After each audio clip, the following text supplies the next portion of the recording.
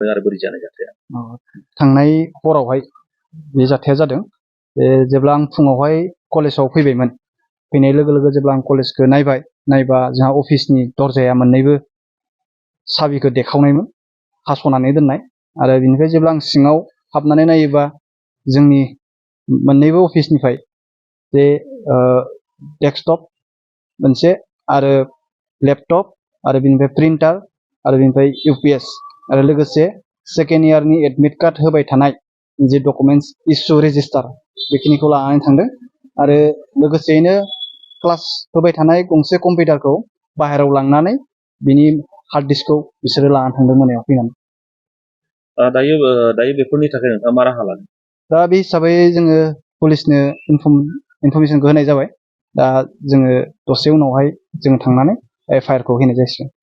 माबाफोर सन्देह खालामथावना? सन्देह हिसाबै जोंनाव दा बिदि सन्देह जेबो जों दा बुंनो हाया, जिहेथु जों कलेज जाबाय जेथिया। दा सिखाव ना बियो सोरबा गाज्रि मानसिनि नोजोर जों बेखौ बुंनो हाया। मानोना बेयावहाय इसिबां कम्पिउटारबो दङमोन, माखासे कम्पिउटारखौ लाङालासिनो आरो जे गंसे कम्पिउटार अफिसाव सोलिबाय थानाय बिनि हार्ड डिस्कखौल' थख'यै बख'ना लांदों आरो लेपटप बेखौ लांदों।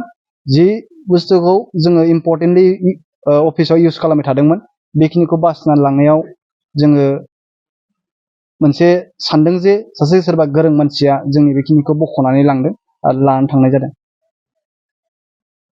दा बेवहाय माबाफोर प्रुफ हिसाबै माबाफोर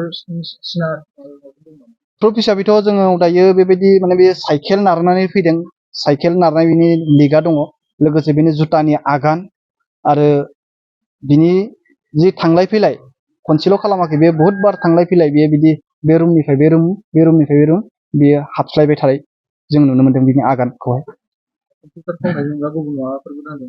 कम्पिउटारनि अनगायै बे ड्रयार बायदिसिनाखौ नायदोंमोन, खिन्थु सिङाव थानाय गद्रेज आलमारिफोरखौ बियो जेबो खालामाखै, खिन्थु टेबोल सिंनि ड्रयारफोरखौ नायदों आरो बेयाव जेबो बेबायदि गैयामोन। दायो पुलिस बिफाननिफ्राय बेयाव नुजाथि फैनानै बिथांमोना मा? पुलिस बिफाना दायो सिगांग्रो एफआइआरखौ होग्रोनो थिनलांदों। दा बिथांमोननि बिथोन बायदियैनो जोङो एफआइआरखौ दिनै हैनाय जागोन।